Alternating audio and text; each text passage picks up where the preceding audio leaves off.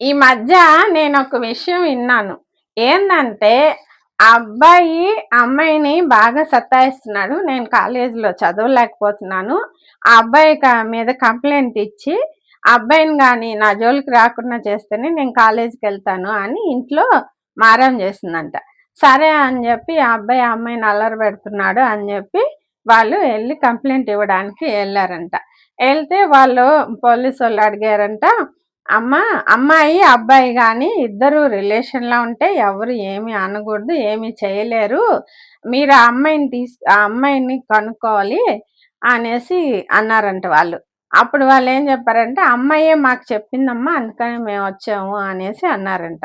తర్వాత ఆ అమ్మాయిని పిలిచి అడిగితే, 4 సంవత్సరాల నుంచి మేము ప్రేమలో ఉన్నాము. కానీ ఇప్పుడు నాకు అతనికి సెట్ అవ్వట్లేదు. బాగా సతాయిస్తున్నాడు. అందుకని ఆ అబ్బాయి నాకొద్దు. మీరు ఆ అబ్బాయికి గాని భయం పెడితే నా జోలికి రాకుండా నేను కాలేజీకి వెళ్తాను. లేకపోతే నేను కాలేజీకి వెళ్ళలేకున్నాను అని చెప్పిందంట. ఇలా ఉన్నారు పిల్లలు. దీంట్లో తప్పెవరిదో ఏమో లోపలికెళ్ళి మనమైతే చూడలేదు. అలాంటి వాళ్ళకి దూరంగా ఉండడమే మేలు గదా! అబ్బాయి అయినా సరే ఒకవేళ అబ్బాయి తరపున తప్పు లేకపోతే. అంత ఇష్టం లేకుండా ఆ అమ్మాయి జోలికెళ్ళడం ఎందుకు?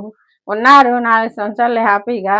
వద్దంటున్నారు విడిపోవాలి. ప్రాణాల మీదకైతే తెచ్చుకోకూడదు గదా! కరెక్టా? కాదా? అవునా? కాదా? కామెంట్ చేయండి. మీరేమంటారు?